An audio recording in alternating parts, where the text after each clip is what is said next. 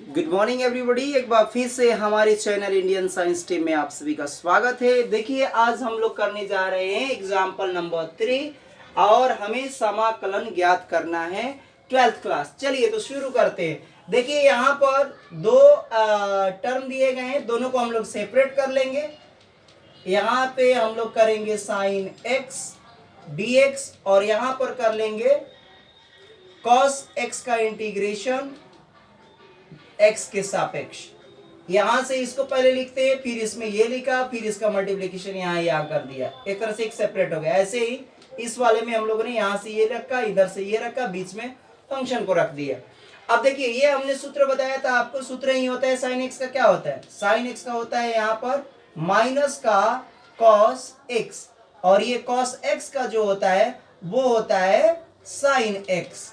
ये आ गया आंसर। एक प्लस कांस्टेंट टर्म जोड़ देते हैं। सूत्र याद रखिएगा, साइन थीटा डी थीटा रहता है तो आपको केवल इसमें निकल जाता है माइनस का कॉस थीटा। ये होता है सूत्र। थीटा के टर्म में मैंने लिख दिया, एक्स के टर्म में। अगर यहाँ पर कॉस थीटा रहेगा और डी थीटा के रिस्पेक्ट में करेंगे तो ये क्या आ जाएगा? यहाँ पर हो जाएगा साइन थीटा। अब प्लस का एक कांस्टेंट टर्म सी जोड़ देते हैं। ये सूत्र दोनों आप लोग नोट कर लीजिए। ये हो गया आंसर। अब आइए हम लोग करते हैं सेकंड नंबर। यहाँ पर देखिए इसको करने के लिए हम लोगों को यहाँ पर मल्टीप्लिकेशन में दिए, दो टर्म इधर है और एक टर्म यहाँ है मल्टीप्लाई करने के लिए। तो चलिए हम लोग यहाँ पर मल्टीप्लाई करते हैं। इंटीग्रेशन हम लोग आई लिख लेते हैं इधर। इसको यहाँ से मल्टीप्लाई किया तो कॉस कॉस में करेंगे तो ये हो जाएगा कॉसेक स्क्वायर एक्स, और इधर से कर लेंगे हम लोग यहाँ पर। चलिए एक स्टेप और बढ़ा लेता हूँ, ब्रैकेट लगा लेता हूँ। इसमें किया, फिर इसका इसमें किया तो प्लस का क्या हो जाएगा? कॉसेक एक्स इंटू का ये हो जाएगा कॉट एक्स, और यहाँ पर पूरे का कर लेंगे हम लोग dx। चलिए अब हम लोग इसको सेपरेट कर लेंगे। दो टर्म है, एक टर्म इधर है, एक टर्म इधर है, तो हम लोग अलग अलग कर लेते हैं। यहाँ पर लिख लेते हैं कॉसेक स्क्वायर एक्स dx, यहाँ कर लेंगे प्लस है बीच में, फिर यहाँ साइन ऑफ इंटीग्रेशन लिखेंगे और फिर इसको अलग कर लेंगे cosec x into cot x, और ये हो गया dx। कॉसेक स्क्वायर एक्स का मैंने सूत्र बताया था क्या? देखिए मैं सूत्र यहाँ लिख देता हूँ, समझिए।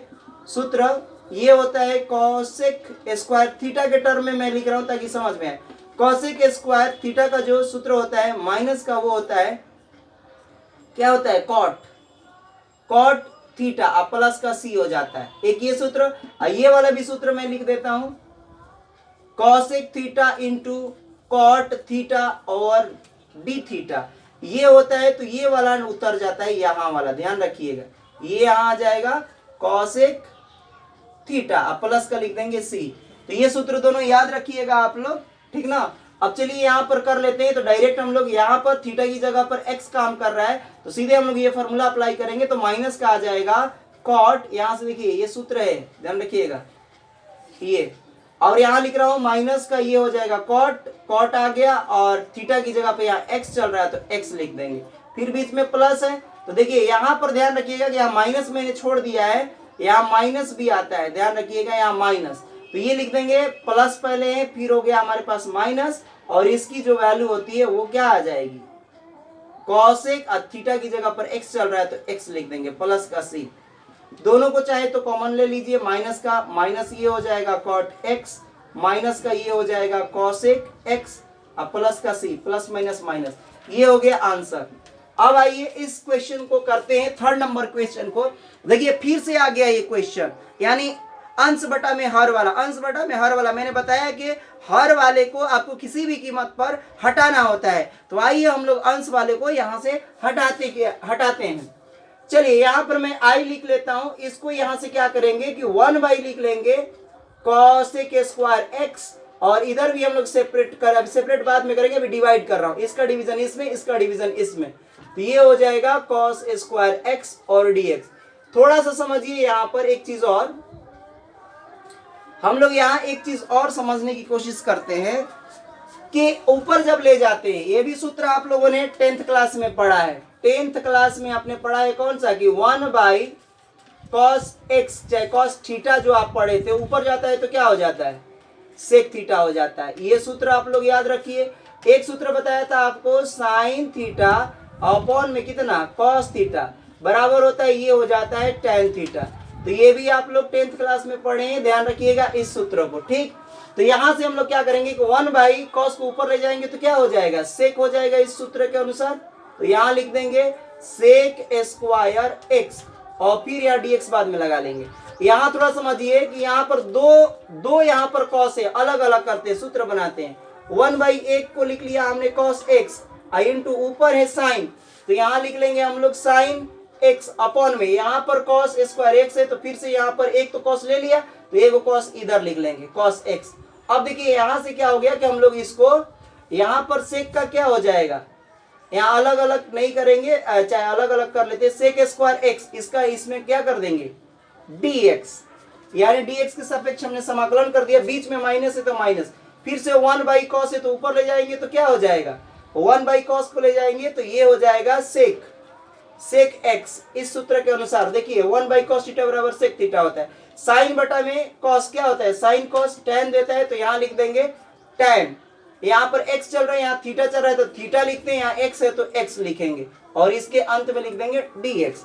अब देखिए ये सूत्र का अब दो सूत्र आ गया सेक स्क्वायर x dx। चलिए ये भी मैं सूत्र लिख देता हूं, आपको याद रखना होगा।